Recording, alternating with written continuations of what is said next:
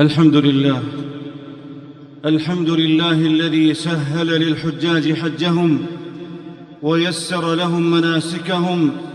نحمده سبحانه وتعالى ونشكره، شملهم برحمته وتولى أمرهم. وأشهد أن لا إله إلا الله وحده لا شريك له، ضاعف أجورهم وأجاب دعاءهم. وأشهد أن نبينا محمدًا عبده ورسوله، أرشدهم إلى ما فيه صلاحهم ونجاتهم، صلى الله وسلم وبارك عليه وعلى آله وصحابته، بذلوا في سبيل الله أموالهم وأوقاتهم. أما بعد، فأوصيكم أيها الناس ونفسي بتقوى الله، فاتقوا الله رحمكم الله، واعبدوه واشكروا له، إليه ترجعون. واعلموا أن العبادة رحلة عمر لا تنقضي، وسير قلب لا يتوقف حتى يبلغ الكتاب أجله. واعبد ربك حتى يأتيك اليقين. أيها المسلمون حجاج بيت الله الحرام، ها قد شارفت المناسك على الانتهاء، وتهيأ الكثيرون للعودة إلى الديار بعد أن سكبوا العبرات ورفعوا الدعوات في تلك المشاهد والعرصات.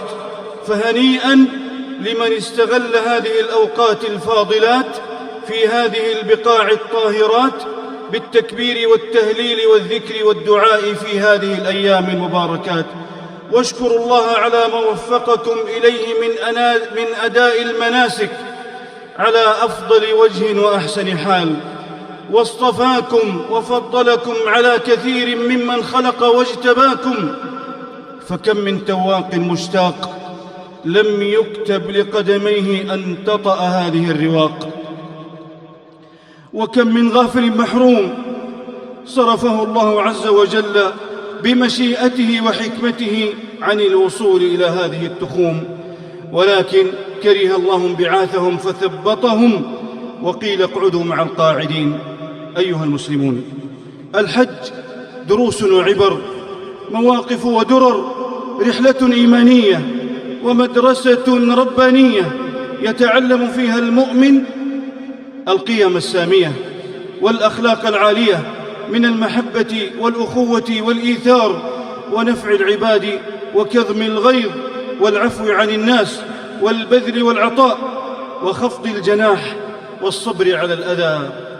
وإن أعظم ما يستفيده المؤمن من هذه الشعيرة العظيمة تحقيق التوحيد في أسمى صوره وآياته وأعظم معانيه وغاياته، استسلام لله بالعبودية، وانقياد له بالطاعة، وبراءة من الشرك وأهله. فشعار التلبية لبيك اللهم لبيك، لبيك لا شريك لك لبيك، إن الحمد والنعمة لك والملك لا شريك لك.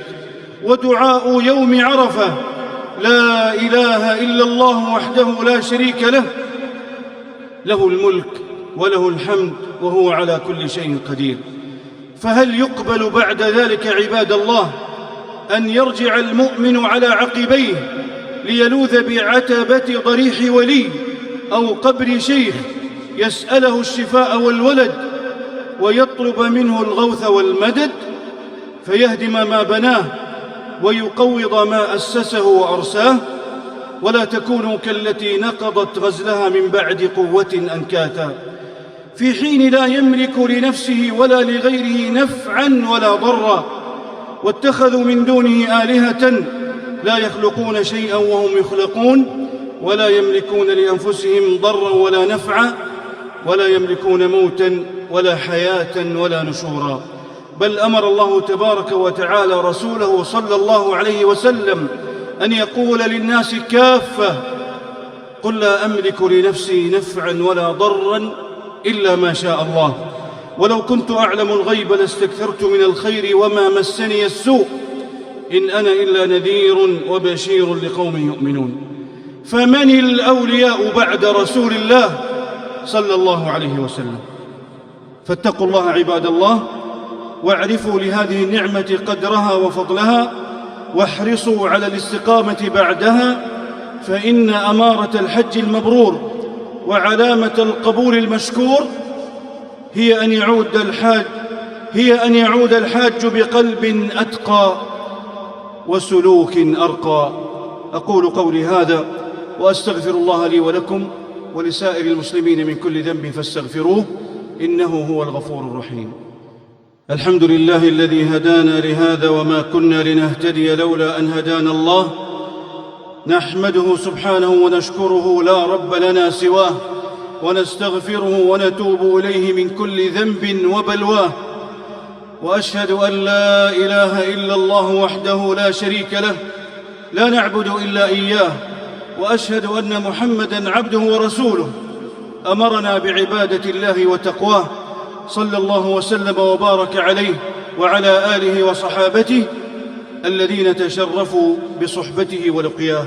أما بعد، حجاج بيت الله الحرام، إن مما بقي من أعمال الحج في هذه الأيام المباركة رمي الجمار الثلاث، فمن تعجل ورمى هذا اليوم ونفر قبل الغروب فلا حرج عليه، ومن تأخر فأدركه الغروب لزمه المبيت بمنى ليلة 13 ورمي الجمار الثلاث بعد الزوال من الغد. فمن تعجل في يومين فلا إثم عليه، ومن تأخر فلا إثم عليه لمن اتقى، واتقوا الله واعلموا أنكم إليه تحشرون. وكذلك نحر الهدي والأضاحي، فإن وقت الأداء يمتد إلى قبيل غروب شمس يوم 13، فمن لم يهدي ولم يضحي فليبادر وليسارع. ثم اعلموا عباد الله أنه لا يشرع لأي حاج مغادرة مكة المكرمة حرسها الله حتى يطوف بالبيت طواف الوداع. فعن ابن عباس رضي الله عنهما قال: كان الناس ينصرفون في كل وجه، فقال رسول الله صلى الله عليه وسلم: لا ينفرن أحد حتى يكون آخر عهده بالبيت.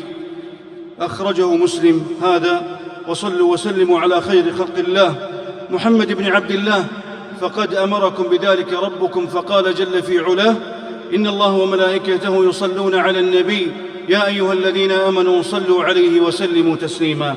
اللهم صل وسلم وزد وبارك على عبدك ورسولك نبينا محمد، وارض اللهم عن سائر الصحابة أجمعين وتابعيهم بإحسان إلى يوم الدين برحمتك يا أرحم الراحمين.